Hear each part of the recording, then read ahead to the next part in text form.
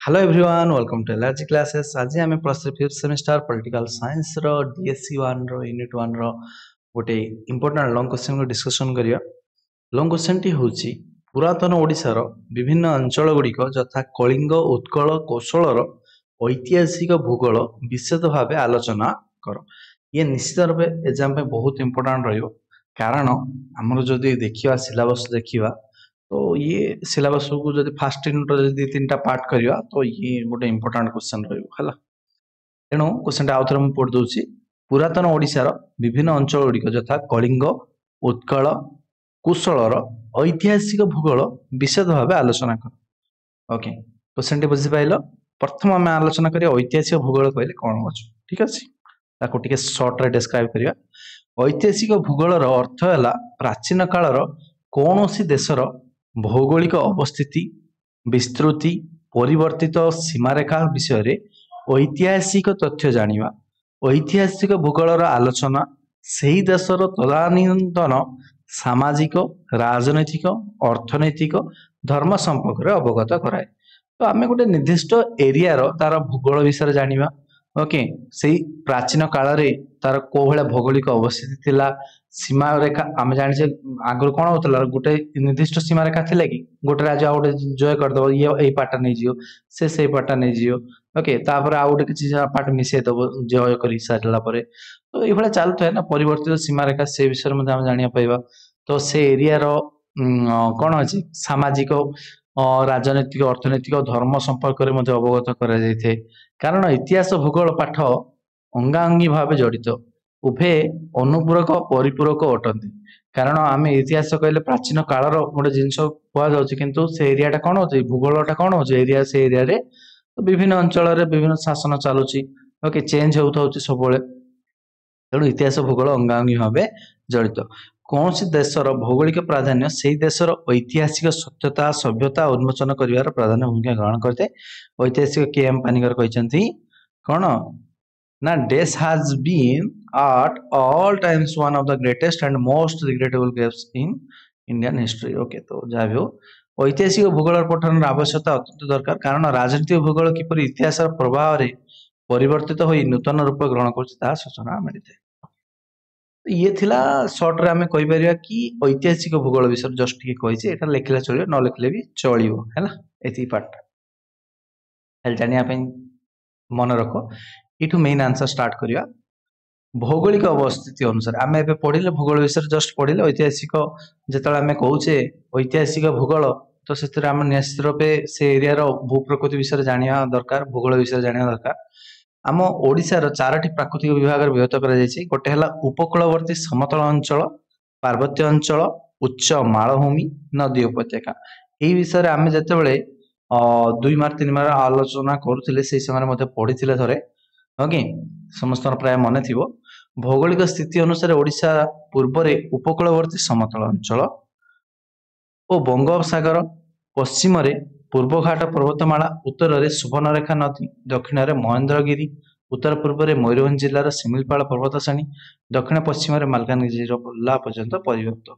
Simply कहया गले कौन हो आमर ये कौन हो बंगोपसागर रही पुरी चल जाओ बालेश्वर चल जाओ है पूरी जो पूरापूरी अच्छे ना बंगोपसागर अच्छे तो से आम कौन अच्छे उपकूलवर्ती समतल अंचल देखा मिलला। तापर आमर ये विभिन्न प्रकार नदी सब बही चलती ऋषिकल्या होगला बुढ़ा बड़ंग होगला बैतरणी होगला तो ये सब नदी गुड़ा चलती से उपकूलवर्ती अंचल रहा। ओके तो नदी उपत्यका गुड़ रहा। तापर आम जब देखा ये मयूरभंज जिला ठू आरंभ करी मालकानगिरी पर्यंत गोटे कौन अच्छे पूर्वघाट पर्वतमाला सब रही तो जो थे कि कौन है आमर पार्वत्य अंचल मिलगला तो मालभूमि रही। ओके तो यहीपरि भाव आम चारोटी भाग में विभक्त करे।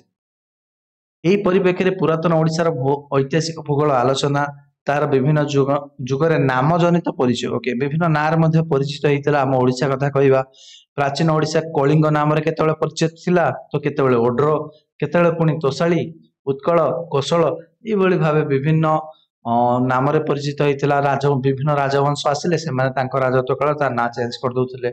ओके तो यह जिन चलता तो स्टार्टिंग आम पढ़िया कलिंग पढ़िया क्या पढ़िया कलिंग। प्राचीन ओडिशा रे कलिंग जातिर ऐतिह्य अत्यंत गौरवमय थिला।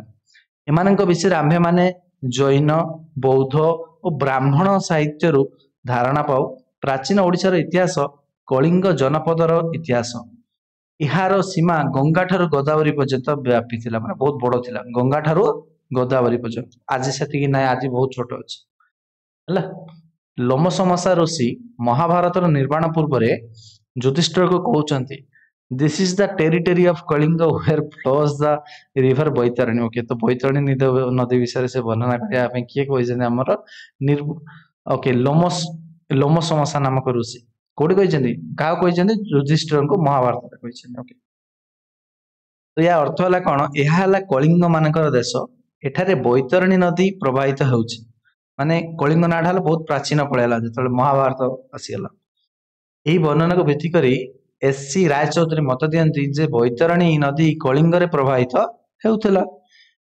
ओके ग्रीक ऐतिहासिक गण प्राचीन कलिंग को तीन भाग रे विभक्त करथिले तो ग्रीक रो जो ऐतिहासिक माने जो आसीथिले बा से माने कोन करथिले ना कलिंग को तीन भाग रे विभक्त करथिले केते भाग रे विभक्त करथिले तीन भाग रे कोन ना गोटे हला गंगा रिडाई कलिंग आउटे हला मक्क कलिंग आउटे हला खाली कलिंग एही परि भाबे से तीन भाग रे विभक्त करथिले समग्र कलिंग गोटे परिसीमा मध्य आबद्ध थिला यार राजधानी थिला पार्थली देखो मन रख जतले कलिंग थिला से समय तार राजधानी ना थिला कोन पार्थली एठारे जो लोक माने वास करथिले ना सेमानकर जातिर नाम जे कलिंग उपजाति थिला गंगा रिडाई कलिंग गंगा नदीर मुहाण अंचल अवस्थित थिला गंगा रिडाई कलिंग गोटे को अछि ना नहीं तीन भाग रे कलिंग को भाग कराइतिला गंगा रिडाई कलिंग सेटा गंगा नदी कूल रे रहउतले ओके तो यह कलिंग रो उत्तर रे अवस्थित थिला प्लिनिंग मतरे कलिंग रो दक्षिण सीमा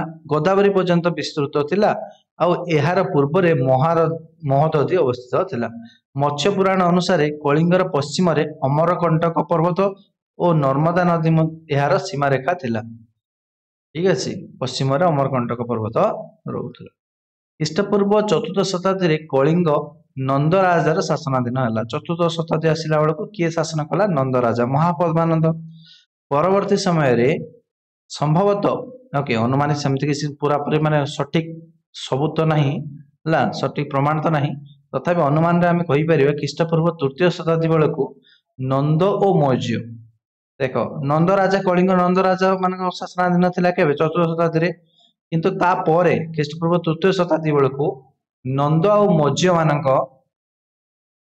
नंद आ मौर्य मानकर मध्य युद्ध हेबा फल रे यह मगध शासक ठारो शासन स्वाधीन हो जाइतिला नंद वंश कोठी शासन करथिले मगध ना तो मगध शासक ठारो स्वाधीन होइतिला पुनर्बार ख्रीष्टपूर्व कलिंग 261 युद्ध रे पुणी ख्रीष्टपूर्व 261 रे कलिंग युद्ध रे विजय हासिल करी मौर्य सम्राट अशोक कलिंग अधिकार करथिले हला प्रथम थिला जतले नंद वंश चलीथिला हला मन जदि पढिथियो नंद वंश ठारो के आसिले हमर अशोकंक जेजापा ओके तो सी हासिल करथिले तापर अशोक पुणी थरे आसी कोन करले ना कलिंग को अधिकार कले यह मगध शासनाधीन हला अशोक कलिंग को स्वतंत्र प्रदेश रूपे विवेचित करथिले ख्रीष्टपूर्व प्रथम शताब्दी रे कलिंग सम्राट खारवळ कलिंगर सम्राट के आस्थिले खारवळ केबे प्रथम शताब्दी बेलको दिग्विजय अभियान रे विजय होई कलिंग को एक सर्वभारतीय सामरिक शक्ति रे परिणत करथिले माने बहुत पावरफुल बनेथिले केबे खारवळंग राजनीति समय रे हम कलिंगटा बहुत पावरफुल हे जायथला माने सामरिक शक्ति रे माने मिलिटरी रे बहुत पावरफुल थला खारवळ परे किंतु कलिंग राज्यटा कोन हेला छोट छोट बहुत बड़ आकार कर देथिए तो एपाट मन स्वाधीन हो गला अन्य माने आक्रमण करी करी टिके टिके टिके नै कोन हेला कलिंग कोन हेला बहुत छोट होबार लागला संकुचित होबार लागला कालिदासंक समय रे गुप्त युग रे गंगा रिडाई कलिंगर केतेकांश बंग राज्य रे सम्मिलित होइतिला ओके केते किछि अंश को के माने बंग राज्य रो लोक माने नै गेले उत्कल रो दक्षिण रे कलिंग अवस्थित थिला उत्कल रो दक्षिण रे कोन थिला कलिंग अवस्थित थिला देखो कलिंग गोटे अलग राज्य अछि वर्तमान कोन उत्कल रो दक्षिण रे कलिंग रहिछि गुप्त युग रे कलिंग रो स्वाधीन माठर राजवंश प्रतिष्ठित होइतिला ओके गुप्त युग रे कोन हेगला ना कलिंग रे स्वाधीन माठर राजवंश प्रतिष्ठित होइतिला ए माने प्रथमे ପାରଳାଖେମୁଣ୍ଡି ଶ୍ରୀପୁର ଅଞ୍ଚଳରେ କ୍ଷୁଦ୍ର କଳିଙ୍ଗ ରାଜ୍ୟ ସ୍ଥାପନ କରିଥିଲେ। ଓକେ, ତ ପାରଳାଖେମୁଣ୍ଡି ଆମେ ଜାଣିଛେ ଗଜପତି ଜିଲ୍ଲା, ତ ଶ୍ରୀପୁର ଅଞ୍ଚଳରେ କ୍ଷୁଦ୍ର ଗୋଟେ କଳିଙ୍ଗ ରାଜ୍ୟ ସେ ସ୍ଥାପନ କରିଥିଲେ। ଖ୍ରୀଷ୍ଟୀୟ ଷଷ୍ଠ ଶତକରୁ ଗଙ୍ଗ ରାଜବଂଶ ମହେନ୍ଦ୍ର ପର୍ବତରୁ ଗୋଦାବରୀ ନଦୀ ପର୍ଯ୍ୟନ୍ତ ଅବସ୍ଥିତ କଳିଙ୍ଗ ରାଜ୍ୟର ଅଧିପତି ହେଲେ। ତାପରେ ଆମେ ଯଦି ଆସିଯିବା ଷଷ୍ଠ ଶତକକୁ, ସେତେବେଳେ ଗଙ୍ଗ ରାଜବଂଶ ୟା ପରେ ଫେମସ ଥିଲେ, ଖାରବେଳ ଫେମସ ଥିଲେ। ନେକ୍ସଟ ଆସିଲେ ଗଙ୍ଗ ରାଜବଂଶ, ଯିଏକି ମହେନ୍ଦ୍ର ପର୍ବତରୁ ଗୋଦାବରୀ ନଦୀ ପର୍ଯ୍ୟନ୍ତ ପୁରାପୁରି ସବୁ ଅଞ୍ଚଳକୁ କଳିଙ୍ଗ ରାଜ୍ୟର ସେ ଅଧିପତି ହେଲେ। ଏହି ସମୟରେ ମହାନଦୀ ଓ ମହେନ୍ଦ୍ର ପର୍ବତ ଅଞ୍ଚଳରେ ଶୈଳଦତ୍ତବ ମାନଙ୍କର କଙ୍ଗୋଦ ରାଜ୍ୟ ଗଢି ଉଠିଥିଲା। ଅଷ୍ଟମ ଶତକର ମଧ୍ୟଭାଗରେ କଙ୍ଗୋଦ ଭୌମ ମାନଙ୍କର ତୋଷାଳୀରେ ସମ୍ମିଳିତ ହୋଇ ରହିଲା। ଓକେ, ତ ଅଷ୍ଟମ ଶତାବ୍ଦୀ ବେଳକୁ ମଧ୍ୟଭାଗରେ କଙ୍ଗୋଦ ଭୌମ ମାନଙ୍କର ତୋଷାଳୀରେ ସମ୍ମିଳିତ ହୋଇ ରହିଲା। କଳିଙ୍ଗର ସାମନ୍ତ ରକ୍ଷା ପାଇଁ ଗଙ୍ଗ ମାନଙ୍କୁ ଭୌମକରଙ୍କ ସହ ପରବର୍ତ୍ତୀ ସମୟରେ ସମବଂଶୀ ମାନଙ୍କ ସହ ଯୁଦ୍ଧ କରିବାକୁ ପଡିଲା। ତ କଳିଙ୍ଗର ସାର୍ବଭୌମ ଏମାନେ ଗୋଟେ ଅଲଗା ରାଜ୍ୟ ଟାଇପ ର କରିବାର ଲାଗିଲେ। ତ ଯାହା ଫଳରେ କି ଗଙ୍ଗ ମାନେ କଣ କଲେ ନା ଭୌମକର ମାନଙ୍କ ସହିତ ଲଢେଇ କଲେ ଆଉ ସମବଂଶୀ ମାନଙ୍କ ସହିତ ଯୁଦ୍ଧ କଲେ। ତ ଦି ଜଣ ଯାକ ଯୁଦ୍ଧ କରିକି 1038 ଖ୍ରୀଷ୍ଟାବ୍ଦରେ ଅନନ୍ତ ବର୍ମନ ପଞ୍ଚମ ବଜ୍ରହସ୍ତ ଦେବଙ୍କ ସିଂହାସନ ଆରୋହଣ ପରେ କଳିଙ୍ଗର ଏକ ପରିବର୍ତ୍ତନ ଘଟିଲା। ବଜ୍ରହସ୍ତ ଦେବ ସମବଂଶୀ ଆଧିପତ୍ୟରୁ କଳିଙ୍ଗକୁ ମୁକ୍ତି କରି କଙ୍ଗୋଦ ଜୟ କରିଥିଲେ। ଦେଖ, ସମବଂଶୀ ମାନେ ଶାସନ କରିଥିଲେ, ତାଙ୍କୁ ମଧ୍ୟ ଜୟ କଲେ, ଆଉ କଙ୍ଗୋଦ ଯୋଉଟା କି ଭୌମକର ମାନେ କରିଥିଲେ ତାକୁ ମଧ୍ୟ ଜୟ କଲେ। କିଏ? ବଜ୍ରହସ୍ତ ଦେବ। ଦ୍ୱାଦଶ ଶତକରେ ପ୍ରଥମ ଭାଗରେ ବଜ୍ରହସ୍ତ ଦେବଙ୍କ ପୌତ୍ର ବଜ୍ରହସ୍ତ ଦେବ ପୁରାପୁରି ଏତିକି ହାସଲ କଲେ। ତାପରେ ତାଙ୍କର ମାନେ ନାତି କହିବା ହେଲା, ପୌତ୍ର ନାତି କଣ ହେଲେ ଚୋଡଙ୍ଗ ଦେବ। ଶେଷ ସମବଂଶୀ ରାଜା କହ୍ନ ଦେବଙ୍କୁ ମଧ୍ୟ ପରାସ୍ତ କରିକି ପୁରାପୁରି ଉତ୍କଳ ରାଜ୍ୟଟାକୁ ଅଧିକାର କରିଥିଲେ। ଫଳରେ କଳିଙ୍ଗ ସାମ୍ରାଜ୍ୟ ପୁଣି ଥରେ ଗଙ୍ଗା ନଦୀ ଠାରୁ ଗୋଦାବରୀ ପର୍ଯ୍ୟନ୍ତ ବିସ୍ତୃତ ହେଇଗଲା। ପୁଣି ଥରେ କଣ ହେଇଗଲା ନା, ପୁଣି ଆଗରୁ ଯେମିତି ଥିଲା ନା ଆମ ଓଡିଶାର କଣ ଗଙ୍ଗା ନଦୀରୁ ଆରମ୍ଭ କରିକି ଗୋଦାବରୀ ପର୍ଯ୍ୟନ୍ତ ଥିଲା, ଏପଟେ ଅମରକଣ୍ଟକ ପର୍ବତ ପର୍ଯ୍ୟନ୍ତ, ଏପଟ ସାଇଡ ବଙ୍ଗୋପସାଗର ପର୍ଯ୍ୟନ୍ତ। ଠିକ ଅଛି, ପଶ୍ଚିମରେ ଅମରକଣ୍ଟକ ପର୍ବତ, ପୂର୍ବରେ ଆମର କଣ ବଙ୍ଗୋପସାଗର, ଏଇଭଳି ଭାବେ ପରିବ୍ୟାପ୍ତ ଥିଲା। ଓକେ, ତ ଆମର ଯେତେବେଳେ ଚୋଡଗଙ୍ଗ ଦେବ ଆସିଲେ ସେ ପୁଣି ଥରେ ସେତିକି ସେ ବିସ୍ତାର କରିଲେ। ସୂର୍ଯ୍ୟବଂଶୀ ଗଜପତିଙ୍କ ଶାସନ ସମୟରେ ପଞ୍ଚଦଶ ଷୋଡଶ ଶତାବ୍ଦୀରେ କଳିଙ୍ଗ କେବଳ ଦଣ୍ଡପାଟ ହୋଇ ରହିଲା। ଏହି ଦଣ୍ଡପାଟ ଶାସନ ମୋଗଲ ମାନଙ୍କ ରାଜତ୍ୱ ସମୟ ପର୍ଯ୍ୟନ୍ତ ରହିଥିଲା। ଏଇ ଦଣ୍ଡପାଟ ଶାସନ କଣ ଯାହା ବି ହଉ, ତ ସିଏ ମୋଗଲ ମାନଙ୍କ ଶାସନ ପର୍ଯ୍ୟନ୍ତ ରହିଥିଲା। ଆମେ କଳିଙ୍ଗ ନାମ ବିଷୟରେ ପଢିଲେ, ବର୍ତ୍ତମାନ ଉତ୍କଳ ବିଷୟରେ ଟିକେ ପଢିବା। ଉତ୍କଳ ସ୍ଥିତି ସମ୍ପର୍କରେ ଅନେକ ପୌରାଣିକ ତଥ୍ୟ ପ୍ରଦାନ କରାଯାଇଛି। ଏହା ଓଡ୍ର, କଳିଙ୍ଗ ଓ କୋଶଳ ଠାରୁ ପ୍ରାଚୀନ ହେଲା। ଆମେ ଏବେ କଳିଙ୍ଗ ପଢିଲେ ନା, ୟାଠୁ ମଧ୍ୟ ବହୁତ ପୁରୁଣା ହଉଛି ଉତ୍କଳ। ଉତ୍କଳ ଓଡିଶାର ଆଦିମ ଅଧିବାସୀଙ୍କ ମଧ୍ୟରେ ଅନ୍ୟତମ ଥିଲେ। ଉତ୍କଳ ଯୋଉ ଲୋକମାନେ ଥିଲେ ସେମାନେ ଓଡିଶାର ଆଦିମ ଅଧିବାସୀ ମଧ୍ୟରେ ଅନ୍ୟତମ ଥିଲେ। ଏମାନଙ୍କ ଏକ ସ୍ୱତନ୍ତ୍ର ଜନପଦ ଥିଲା, ମାନେ ସେମାନେ ଗୋଟେ ମାନେ ଜାତିର, ଯେମିତି କଳିଙ୍ଗର ଗୋଟେ ଜାତି ଟାଇପର ଥିଲେ ସେଇଭଳିଆ। ବିନୟ ପିଟକରେ ମହାଭଗ ତଥା ଜାତକ ଗଳ୍ପରେ ତପସୁ ଓ ଭଲ୍ଲିକ ଦୁଇ ଜଣ ବଣିକ ଉତ୍କଳରୁ ବାଣିଜ୍ୟ କରୁଥିବାର ବର୍ଣ୍ଣିତ ହୋଇଛି ହେଲା। ବିନୟ ପିଟକ କଥା କହିବା, ମହାଭଗ ତଥା ଜାତକ ଗଳ୍ପରେ ମଧ୍ୟ ଆମେ ଦେଖିପାରୁଛେ ତପସୁ ଓ ଭଲ୍ଲିକ ନାମକ ଦି ଜଣ ବଣିକ ଥିଲେ, ଯୋଉମାନେ କି କୋଉଠୁ ବାଣିଜ୍ୟ କରୁଥିଲେ ନା ଉତ୍କଳରୁ ବାଣିଜ୍ୟ କରୁଥିଲେ। ତ ଜାଣିବାକୁ ପାଉଛୁ ଯେ ଆମେ ଉତ୍କଳ ବୋଲି ଗୋଟେ ଅଞ୍ଚଳ ଥିଲା। ମଝିମ ନିକାୟରେ ମଧ୍ୟ ଉତ୍କଳ ଜନପଦର ବସସ ଓ ଭଞ୍ଜ ଜାତିଙ୍କ ନାମ ଉଲ୍ଲେଖ ଅଛି। ମତ୍ସ୍ୟ ଆଉ ବାୟୁ ପୁରାଣରେ ଉତ୍କଳ ଉପଜାତି କାରୁଷ, ମେଳକ, ଭର୍ମାନ୍ନ, ଦଶାନ୍ନ ଏମାନଙ୍କ ସାନ୍ନିଧ୍ୟରେ ବାସ କରୁଥିଲେ। ଓକେ, ଏବଂ ଏ ସମସ୍ତେ ବିନ୍ଧ୍ୟ ପୃଷ୍ଠ ନିବାସୀ ଥିବା ବର୍ଣ୍ଣନା କରାଯାଇଛି। ଆଉ ରାମାୟଣ, ମହାଭାରତ, ବୌଦ୍ଧ ସାହିତ୍ୟରେ ଉତ୍କଳ ଜନପଦ ମେଳକର ସନ୍ନିହିତ ବୋଲି ବର୍ଣ୍ଣିତ ଅଛି। ଏଇଭଳିଆ ସବୁ ବର୍ଣ୍ଣନା ସବୁ ଦେଖିବାକୁ ମିଳେ। ଆଉ ଅଧ୍ୟାପକ ବିସି ମଜୁମଦାର ମତରେ ଉତ୍କଳର ଅବସ୍ଥିତି, ଯୋଉ ଉତ୍କଳ କୋଉ କୋଉ ଏରିଆରେ ଥିଲା ନା ମୟୂରଭଞ୍ଜ ଓ କେନ୍ଦୁଝର ଅଞ୍ଚଳରୁ କିଛି ଅଂଶ, ପଶ୍ଚିମରେ ଗାଙ୍ଗପୁର ପର୍ଯ୍ୟନ୍ତ ବିସ୍ତୃତ ଥିଲା। କାଳିଦାସଙ୍କ ରଘୁବଂଶରେ ବର୍ଣ୍ଣିତ ଉତ୍କଳର ଉତ୍ତର ସୀମା କପିସା ଓ କଂସାର ନଦୀ ଥିଲା। ଓକେ, ଉତ୍କଳର ଉତ୍ତରରେ କପିସା ବା କଂସାର ନଦୀ ଥିଲା। ଆଉ ଏବଂ ମହାରାଜା ରଘୁ କପିସା ନଦୀ ପାର ହୋଇ ଉତ୍କଳ ଦର୍ଶିତ ପଥରେ କଳିଙ୍ଗ ଅଭିମୁଖେ ଯାତ୍ରା କରିଥିଲେ। ବୁଝିପାରୁଛ ନା ନାଇଁ? ଉତ୍କଳ माने जो एरिया थिला उत्कल को डेईकी हला उत्कल को डेईकी जो कपिसा नदी थिला ताको डेईकी से कलिंग को जाइथिले किए जाइथिले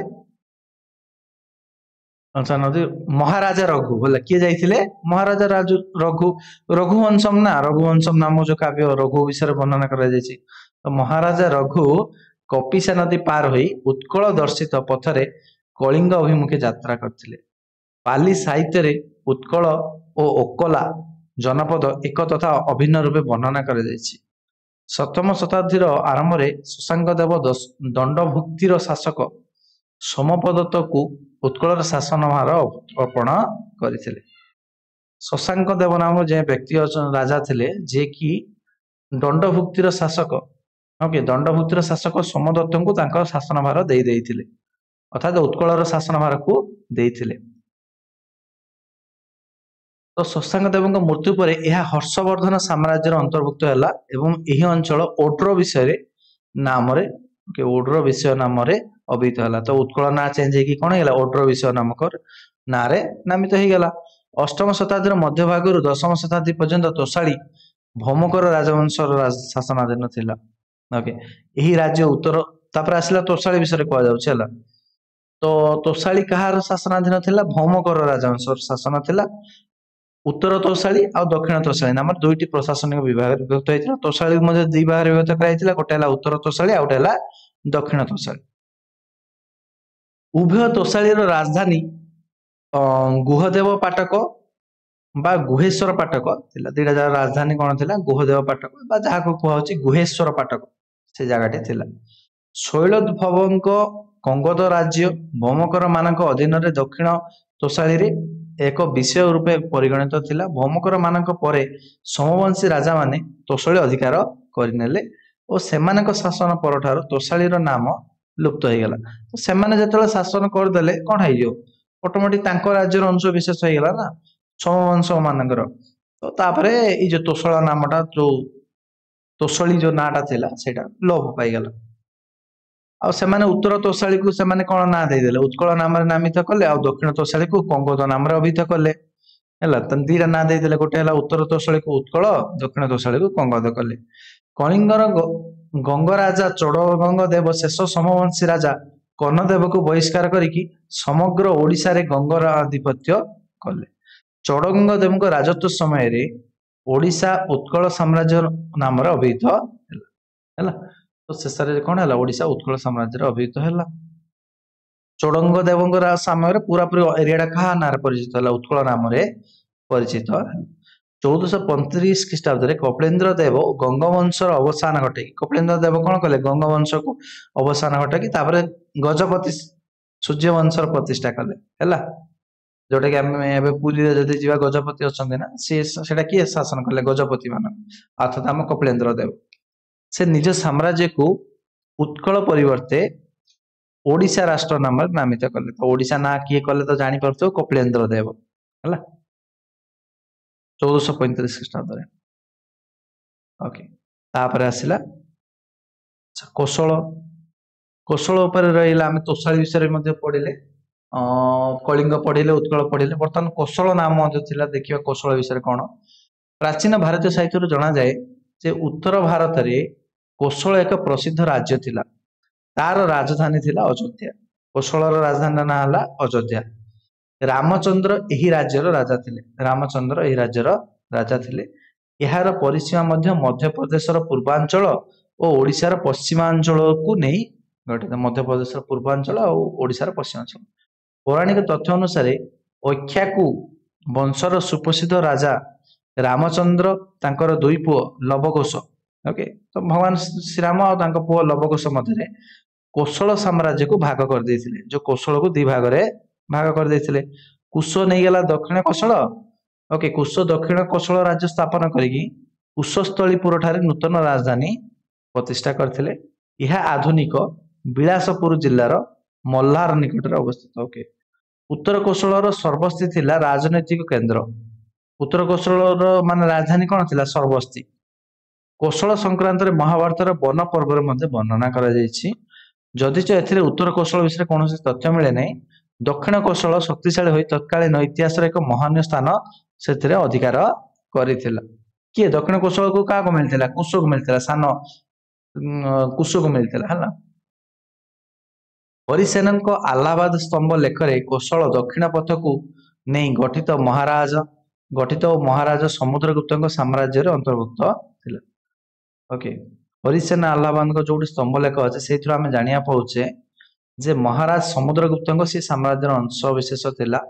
परवर्ती समय मेकला मालव कोशल भकटक शासनाधीन है। सरभपुरी मैंने अधिकार कले ये सब अधिकार जी जन पर जड़े करेंसा जे कि चीन परिवारजक सी आसी के ख्रीष्टाब्द 639 आसते कौशल परिभ्रमण आसते। वर्णना अनुसार यार परिसीमा 6000 ली थिला प्राय किलोमीटर जहाँ थी यूनिट अच्छे। संभवतः यह बिलासपुर रायपुर सुंदरगढ़ बलांगीर अंचल को नहीं गठित होता कौटा कौशल। अष्टम नवम ख्रीष्टाब्द कौशल समवंशी अधीन को आसीगला। समवंशी आसूसी देख आम ओडिशार प्राय समय समवंशी मैंने आस समवंशी अधीन थिला। सेमानक राजधानी श्रीपुर थिला। यह कौशल राज्यर प्राण केन्द्र थिला। यापर समवंशी राजा महाभवगुप्त प्रथम जन्मेजय पश्चिम ओडिशा को राजधानी उठे आनी। जन्मेजय पुत्र हला जजाति महाशिवगुप्त महानदी कूल प्रथमे विनीतपुर ठारे पर जजाति नगर ठारे नूतन राजधानी प्रतिष्ठा कले।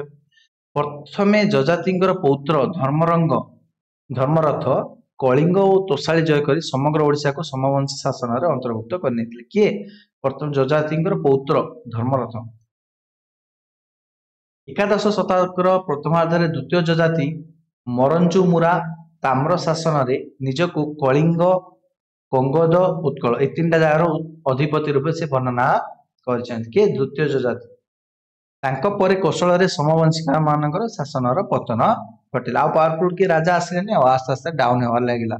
पश्चिम कौशल को किए नहीं गला ना कलचोरी माने नहीं गले। समवंश जो थिले तापरे ताकू समवंशी जो द्वितीय जजाति जो थिले मरला शासन अवसान घटीगला। पश्चिम कौशल को नहीं गले कलचोरी माने पूर्व कौशल को तेलुगु चोल माने नहीं गले।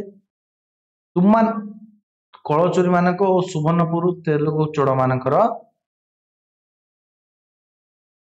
राजधानी रहा। यही दुई राज्यर शासक मध्य युद्ध लगी रहा सब। परिशेष द्वादश शतकर प्रथम भाग में कलचोरी माने विजय लाभ कले। किए तेलुगु जो तेलुगु चोड़ मान हटेदेले। कलचोरी शासन विजय लाभ कला। आने पूरापूरी कोश सबुड़ाक पूरा सकल कौशलाधिपति रूपे परिचित है। माने पूरापूरी सब दक्षिण कौशल उत्तर कौशल दुईटा जाक अधिकार कर। यही समय कलिंगर गंग राजवंश समवंशी मान परास्त कर उत्कल अधिकार कले। ओके तो यही समय कौन है ना गंग वंश जो उत्कल कलिंगर कथा आसीगला। बर्तमान आम पढ़ुले कौशल पढ़ुले यही समय कौन आसला ना कलिंगर राजा गंग वंश। ओके गंग राजवंश कौन है कलिंगर पूरापूरी समवंशी मान परास्त करके पूरापूरी उत्कल अधिकार करने। सेमाने समवंशीर दायद रूपे कौशलर पुनरुद्धार पाई कलचोरी मान विरोध में संग्राम कले। शेष गंग मान द्वारा पश्चिमांचल अधिकृत है। कौशल समस्त समग्र ओडिशा पुणी थे शासनाधीन है। पुणी थे सब ओडिशा पूरापूरी मिसिला क्या राजत्व काल में गंगा वंश राजत्व काल में। भौगोलिक स्थिति को आलोचना कले जना जाए जे ओड्र कलिंग उत्कल कंगोद तोशाली कौशलर परिसीमा अलग अलग था। तो आम अनेक समय कहू कि ओडिशार अन्य ना कलिंग उत्कल किंतु एक्चुअली आम एबे देखि पारुछे कि सब सामान नथिला। तो कलिंग किसी एरिया रे थिला बेले बेले से पूरा बहुत बड़ कलिंग हो जाउतला। उत्कल छोटिया थिला किंतु बेले बेले कोन होतला से राज्य जय करके बहुत बड़ हो जाउतला। उत्कलर परिसीमा बढ़ी जाउतला। तो समय अनुसार एकान सेकान होतला किए को एरिया रे शासन करतले हला। बेले बेले ये गोटे एरिया रे रहिछि कलिंग गोटे आडे उत्कल गोटे आडे तोशल गोटे आडे। तो एभले भाबे विभिन्न ना रहिछि। तो आमे जदि कहिबा कि ओडिशार अन्य ना कलिंग उत्कल तोशाली तो संपूर्ण रूपे ठीक हेबनी। आंशिक रूपे ठीक हम किंतु संपूर्ण रूपे ठीक हम ना। तो ये राज्य गुड़िकर सीमा बहुत प्राचीन और मध्ययुगीय समय परिवर्तन होता। सीमा सामान नाला। ओड्र तोशाली नाम भौमकर मान राजत्व समय परिचित था। जो तोशाली कथा कहे ओड्र कहे भौमकर मान राजत्व समय ଶାରଳା ଦାସଙ୍କ ବର୍ଣ୍ଣିତ ଓଡିଶା ଓଡ୍ର ରାଷ୍ଟ୍ର ରୂପେ ପରିଚିତ ଥିଲା। ଶାରଳା ଦାସ ଅନୁସାରେ କଣ ହେଲା, ଓଡ୍ର ରାଷ୍ଟ୍ର ରୂପେ ପରିଚିତ ଥିଲା। ଓଡିଶାରେ ଗଜପତି ରାଜତ୍ୱ ସମୟରେ ଏହା ଓଡିଶା ରାଜ୍ୟରେ ପରିଣତ ହେଲା। ଆମେ ଏବେ ପଢିଲେ ଓଡିଶା ରାଜ୍ୟରେ କିଏ ଗଲା, ଆମର କିଏ ଏବେ ପଢିଲେ, ହଁ କପିଳେନ୍ଦ୍ର ଦେବ ହେଲା। କପିଳେନ୍ଦ୍ର ଦେବ ରାଜତ୍ୱ ସମୟରେ ଯୋଉ ଗଜପତି ଶାସନ ଆରମ୍ଭ ହେଲା ସେତେବେଳେ ସେ ଓଡିଶା ନାଁରେ ପରିଚିତ ହେଲା। କପିଳେନ୍ଦ୍ର ଦେବ ଲେଖା ହେଇଛି। କପିଳେନ୍ଦ୍ର ଦେବ 1450-1467ଙ୍କ ସମୟରେ ଓଡିଆ ଭାଷୀ ସମଗ୍ର ଅଞ୍ଚଳ ଓଡିଶା ନାମରେ ପରିଚିତ ହେଲା।